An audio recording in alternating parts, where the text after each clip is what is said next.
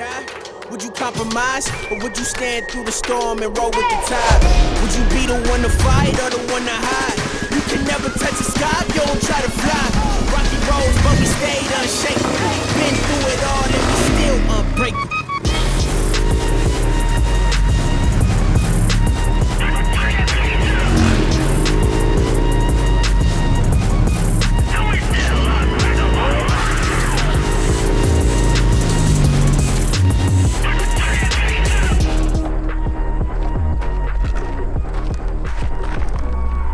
What is going on, bro?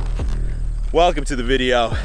After the end of the last video, when I drove this dirt bike for the first time in my life, I enjoyed it so much that I had to come back and ride it again. And I don't want to brag, but like, I got some dirt bike skills. I didn't even stall it one time today. I got a low-key wheelie. It was kind of by accident, but it was a wheelie. Honestly, I think I might need to buy one for Texas. No. Can you guys imagine this? He's gonna be flying the drone while trying to ride one of those. Talk about a death wish. Oof, that would be difficult. That'd be pretty difficult. A big thank you to the camera crew today. We had Julia and her sister Hannah. What's up, guys? They were driving next to me on this little moped, the Honda Ruckus. It's a little bit sketchy, but we made it work. Anyway, today I want to tell y'all about a few techniques that I've learned throughout my 20s that have allowed me to stop being like a typical nice guy who doesn't get respect from other people. And these things aren't only going to allow you to be more confident in social situations, like they're gonna help you see more results in your dating life, in your career, everywhere. All right, number one, don't react. As we were just filming that edit on the dirt bike, we're on this like empty country road, right? And like every 5 minutes a car would come by.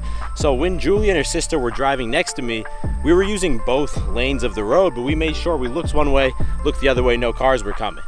Now on one of the last takes, this truck sped up behind us. He must have been going 60 miles an hour on like a 30-mile-per-hour road, and he almost ran us off the road. I didn't realize because the dirt bike's so loud, but I pulled over and looked over because I thought, you know, maybe something's wrong with my dirt bike. He's trying to let me know. And he rolled down his window, throwing up middle fingers, dropping F-bombs, just screaming at us, insulting us. You know, why are you on the wrong side of the road? You guys are so dumb. What are you doing? Etc., etc. And when things like this happen in life and someone, you know, confronts you or insults you, a lot of times it's kind of intimidating, right? And I think a lot of times when another guy does this to you, your initial instinct is to try and out-alpha him, right? And insult him and make him feel bad about himself.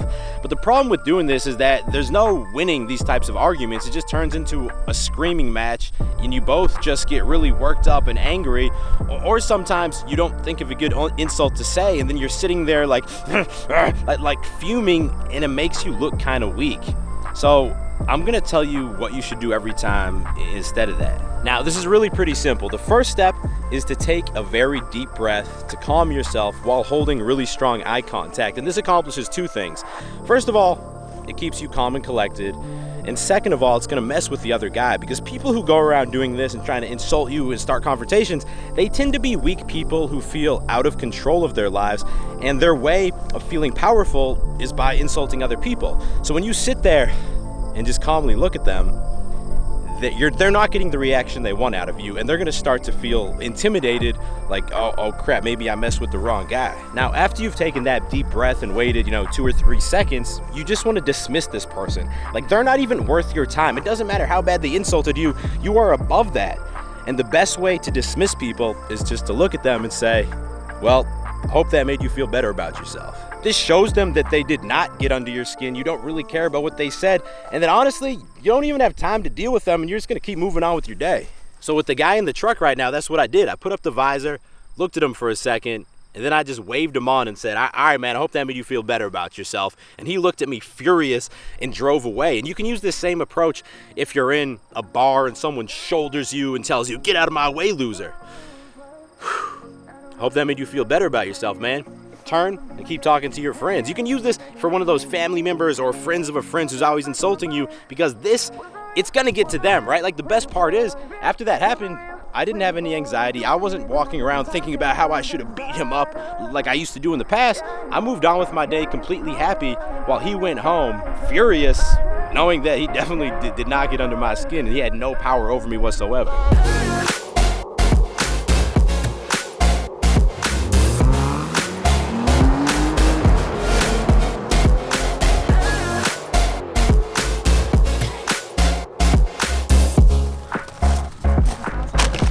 So today is our last day in New Hampshire. I know I told you guys after the last video we're gonna relax the rest of the trip, but I didn't do a very good job of scheduling. We had to film today. Lies. But you know what that means. We had to make a trip to Dunkin' Donuts. I feel like Dunkin' Donuts is pretty overrated, but it brings back a lot of memories. So we got classic blue Powerade. We're trying out their maple bacon sandwich. It's like sugar bacon or something. I don't know. I got a veggie omelet to make me feel like I was being a little bit more healthy. And then two sides of hash browns. You know, it's a solid breakfast sandwich. I'm gonna give this an 8.5 out of 10. Hannah had this the other day. What do you think? I thought it was too sweet. I'd give it a 3 out of 10. Sorry, Dunks. Wait, a legitimate 3 out of 10. Yeah, I didn't like it. Is that why you brought Cheetos to Dunkin'? Sorry, Dunks. So today's gonna be our last day working out here in Julia's sister's home gym in New Hampshire. And I have some pretty insane news for y'all because we just released update 1 for the Beastly app. And this update, it's a huge one. And it adds a bunch of highly requested features that are gonna change the game. We've added an integration with Spotify so you can listen to the How to Be Spotify playlist or your own playlist right inside the Beastly app. We've also improved the dynamic rest timer so that when the time runs out, you're gonna hear a notification sound effect and it is not gonna stop the music you're listening to. The music is gonna keep playing even if you're listening to Apple Music or something that's not Spotify. We've also made a bunch of improvements to the meal plan. For example, now if you re-add a saved meal from a previous day and you change the meal, it's not going to affect that previous day. And this is the big one. We've added the ability to substitute exercises. So for every single exercise in the entire program, you can quickly swap it out for a suitable replacement. So if you have an injury like me, I have the cervical spine injury, I can't press with barbells, I can easily switch the bench press to a dumbbell bench press. Or if you're working out in a gym that doesn't have all the equipment, like a home gym like this, for example, you can find a replacement with equipment that you have. And this essentially allows you to customize every single program in the app exactly to your needs. If you already have the Beastly app, just go to the App Store or the Google Play Store to download the update. And if you're not a member yet, what are you doing, bro? Not only is this app gonna give you the perfect program to follow in the gym for your body type and your experience level, it's gonna track your weights for you, it's gonna give you a meal plan for your goals and endless meal ideas. It gives you everything. And right now we're running an insane deal. You can get 33% off our yearly membership. All you have to do is go to the first link in description to take advantage of that offer. That's also gonna come with a free 7-day trial, so you have nothing to lose. What you doing, man? Go click that link. I know we be on it, really we be on it, working hard cause my opponents, I won't let them get a moment. I ain't flexing, I ain't bragging, I ain't boasting, but when it come to greatness, man, I swear that we the closest. All it took was hard work, life give you a hand, better make them cars work. Now we pressing buttons just to make the cars work. Took a little time, but it paid off. Thankful, could either be a boss or being laid off. Swallow your pride. Gains, bro. Workout complete. Number 2 is what I like to call interruption game. Now, another social situation that can really test your confidence, and this is one that used to mess with me big time, is when you're talking or telling a story and somebody cuts you off and interrupts you. And I've learned that you kind of have to separate these situations into 2 different categories. The first category is when the conversation just naturally takes a different direction. So maybe I'm telling a story, I pulled into the Dunkin' Donuts parking lot, got out of my car, and then someone else says, oh my God, did I tell you guys last week I was at Dunkin' Donuts and there was a dead body in the parking lot? And then someone else says, wait, why was there a dead body there? These people were not trying to disrespect me. They just naturally had comments that came to mind, and so they said them, and now the current of the conversation changed from this way to this way. And in the past, I used to fight against that current and try and bring it back to my story. I'd say, yeah, but when I was at Dunkin' Donuts, and then people would obviously, cut me off and interrupt me again and keep pushing the conversation in that new direction, and I would get butthurt. So eventually I realized that I had to make a rule for myself. If I'm telling a story and someone interrupts it, I will no longer try and bring my story back up unless somebody asks me about it directly. Now this accomplishes two things. First of all, when you don't try and bring it up, usually someone is curious and they ask you, David, what happened to Dunkin' Donuts? And then you can tell it again. But also it allows me to stay active and present in the conversation, and I can keep contributing to the new direction of the conversation without feeling butthurt.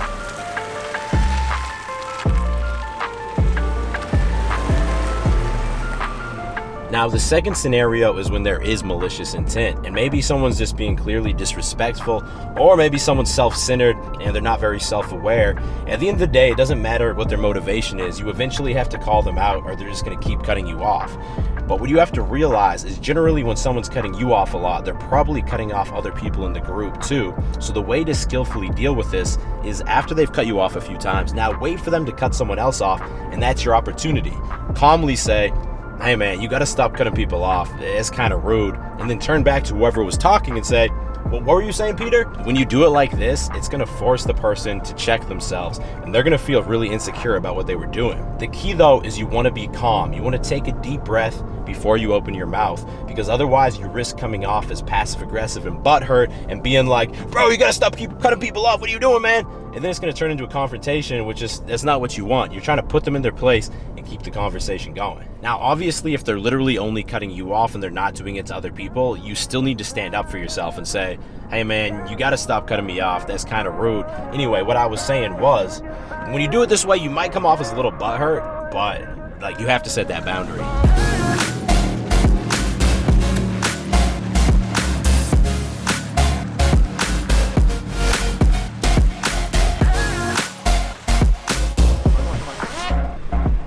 It's kind of windy out here. I'm not sure if y'all can see these ominous clouds behind me, but it looks like it's about to start storming, which is not great. But I need to redeem myself, because last video I said that I could do a backflip off the boat, or I attempted a backflip off the boat, and it didn't look very clean. I did this weird twisty thing, so I'm going to try it again. But Ryan also was telling me he can do a backflip. I can do a good backflip. So we're gonna see him do a backflip, then I'm gonna try my backflip. Oh!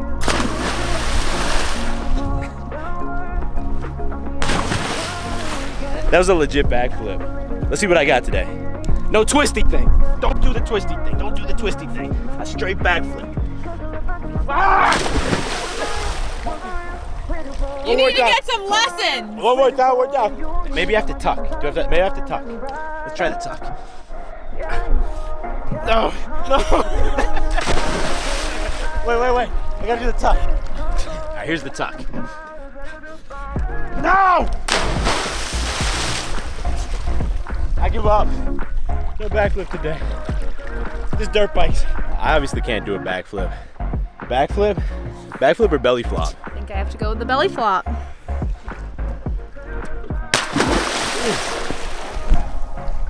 Ooh, I felt that one. So did I. Anyway, number 3, you gotta hop off the bandwagon. So I think when we're younger that all of us are very heavily influenced by social pressure. Like I remember back in middle school or grade school, all my friends decided to quit playing soccer because it was no longer cool. So I also decided to stop playing, even though I enjoyed playing, I was good at it. My dad was coaching my teams. It was a way me and him bonded. Like he played pro soccer back in Spain back in the day. And to this day, that's one of my bigger regrets in life, because it was not a decision I made for myself. It was a decision I made to keep conforming to social standards. And I think the unfortunate truth is that most guys, they follow this trend even in their 20s and 30s, and they keep making decisions based on how they think other people are going to perceive their life rather than based on what they actually want to pursue. Like I remember when I quit my job as a software engineer and became a personal trainer and then started getting into YouTube, I got a lot of kind of backhanded comments from friends and family. And it wasn't that they were trying to be mean or they weren't trying to support me, but when you try and step outside the box, you try and hop off the bandwagon, people try and pull you back in because it makes them uncomfortable, and that stops most people from kind of paving their own path. And this is such a dangerous thing because most guys I meet, they have the same mentality that they had when they were a teenager or when they were in their early 20s.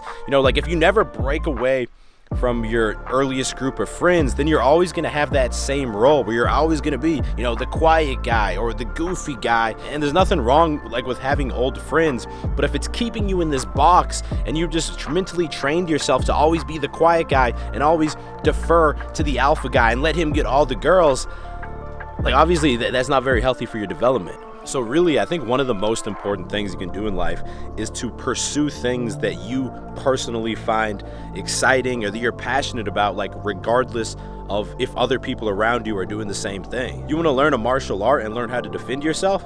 Well, cool, sign up for a BJJ gym or a Muay Thai gym and start learning. You want to start making YouTube videos? Well, give it a shot, man. Buy a camera, start uploading some videos, see what happens. Having a social circle and having friends and having people who support you, it's extremely important, and I think it's necessary for having a healthy life, but you should never let that define you or limit you from doing things you want to do. Man, I know that this is not like super unique advice and you've probably heard this before, but ask yourself, is there anything recently that you have avoided doing because you're afraid that other people might judge you for it? Be honest with yourself, man, because this is a very dangerous bad habit, and if it's something that you've been a victim of and you've been doing, like, people ultimately are never really going to respect you because they're going to be able to sense that you're not your own man. Anyway, I hope that all makes sense. Ooh, there's a rainbow back there, bro. You probably can't see it on the camera, but there's a rainbow back there. I hope you enjoyed this video, man. I hope you found it helpful, or at the very least, you like some of the dope editing. If you're still watching, give it a thumbs up. If you're new to the channel, go ahead, click subscribe and turn notifications on, because I drop 2 new videos every single week and you do not want to miss them. I will talk to all of y'all in the next video. Stay beastly. Been through it all and we still unbreakable.